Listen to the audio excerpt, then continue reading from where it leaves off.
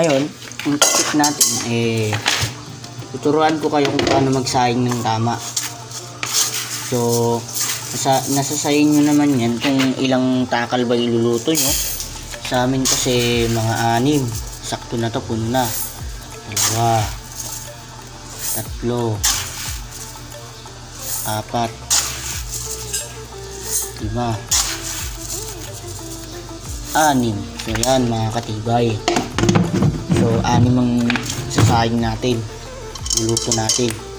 So tuturuan ko kayo ng tamang tips, tamang pamamaraan kung paano nga ba magsaing ng maayos.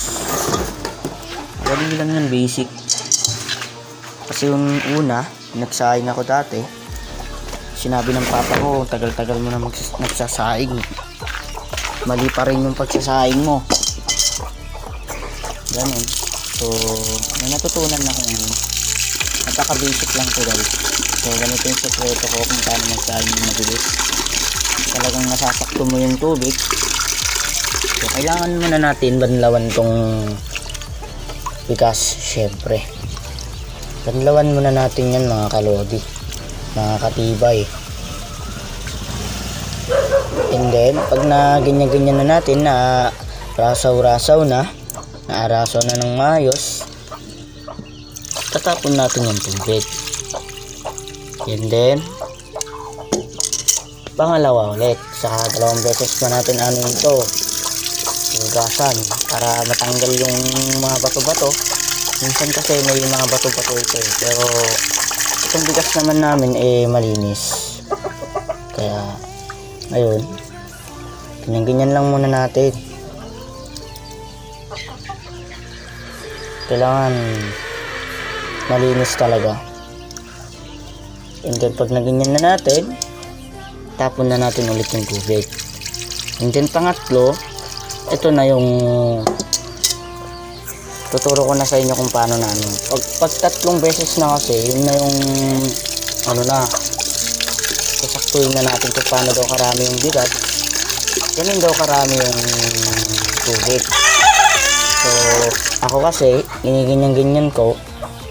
Pag ganyan ko, parang ginaganon ko, parang kapag ginanon ko, limbawa ganyan ko, then ginanon ko, parang bangking, o yung isa lubog, yung isa parang ganun, parang hindi pantay. So may naisip akong technique, share ko lang sa inyo yung natutunan ko. So halimbawa ito na, awak-awak na mga kalodi, mga katibay. Ang gagawin nyo, kailangan check nyo muna, ganyan nyo muna, then hawakan nyo dito sa hawakan. Siguro may hawakan naman yung nyo, yung kaldero nyo, di ba? Ganyan nyo, ganyan, paikot nyo lang ganyan mga kalodi. Kailangan pantay, ganyan. Sige, kailangan parang na siya, parang nahipo-hipo ba, basta papaikot nyo lang ganyan, ganyan lang, para pumantay siya. And then tama na. Ganyan. Then ang gagawin nyo, dito sa gilid-gilid, kailangan i-ganun-ganun siya. Ganun-ganun nyo. Ganyan-ganyan lang natin para pumantay siya. Ganyan. Kailangan ikakasunod nyo ganyan. Kasi dun sa ilalim niya, dun sa gitna, na dun parang lumubog kasi kakaganon. Kaya yun natin. Bababa natin. Tatapunan natin sa gitna. And then, para mas mabilis naman, pwede nyo ganyan yung kamay nyo. Yan, kailangan papantay siya, mga kalodi. Papantay yung gitna. Kailangan nyo dito sa gilid, may swipe nyo pa ganun pababa. Mararamdaman nyo naman sa kamay nyo kung pantay na yan. Ayun. Dito parang di pantay.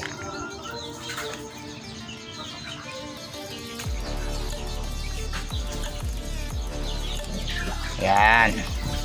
Then, sukatin na natin masakali kasi straight na to mga katibay. So hanggang dito siya. Ayun. Kailangan daw para malaman natin na saktong-sakto talaga siya mga katibay. So yun, pantay na pantay. Yan, pantay siya mga katibay. Ayan, nako, saktong sakto Yan, then parang ano siya dito, kulang pa ng tubig dito sa gilid, kaya yun, dagdagan natin siya ng kunting tubig. So ganyan lang mga katibay. Oops, yan. And then tara na mga katibay, ilalagay na natin dun sa gasol. Luluto na natin mga katibay. Isik lang yan mga katibay. Ako kasi ilang beses na ako nagluluto, sinasabi yung papa, tagal-tagal mo na nagluluto, di mo pa alam, basa pa yung luto mo. Parang ganun. So ngayon, isi-share ko sa inyo yung natutunan ko, naging maayos na yung pagluluto ko. Kaya basic lang to mga katibay, ganyan lang to. Kailangan, syempre nasa sa inyo naman yan kung saan naman kayo magluluto. Halimbawa sa kahoy, kami kasi sa gasol. Tag-ulan ngayon kaya sa gasol talaga yan mga katibay. Pag sa gasol naman, kailangan medyo malakas-lakas lang unti. Huwag nyo i-volume ng ganyan kasi mabilis maubos yung gasol Kaya painaan lang natin siya konti. Saktong-sakto lang. Pero pag nasa sa inyo naman yan, pag sa kahoy kayo nagluluto, kung sa kahoy naman, kung kumulo na siya, halimbawa, ayun na, tanggalin nyo na yung kahoy, yung gatong. Kailangan magtira kayo sa gitna ng ng baga. Ganun. Ganun lang mga katibay. So i-check na natin mamaya kung okay nga ba yung pagkakaluto. So yun lang mga katibay.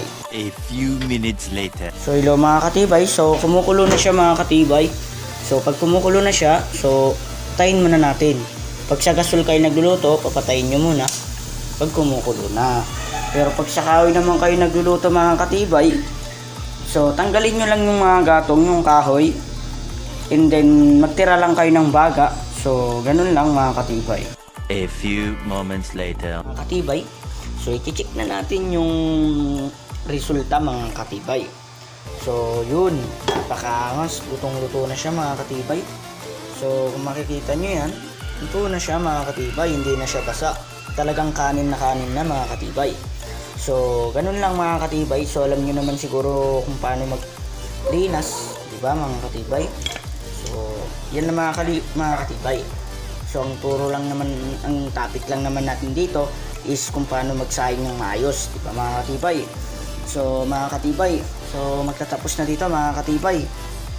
Kung maaaring nakatulong naman sa iyo itong video na ito mga katibay, baka pwede naman makahiling sa inyo ng like, subscribe at pindutin mo na rin yung notification bell para maging updated ka sa mga video ni Katibay. So yun lang mga katibay. So babay na mga katibay. Kita-kits na lang po tayo ulit mga katibay sa susunod. So kung may tatanong lang kayo sa akin, mag-comments lang kayo mga katibay sa comment section. So yun lang mga katibay. So babay na mga katibay. Love you always mga katibay.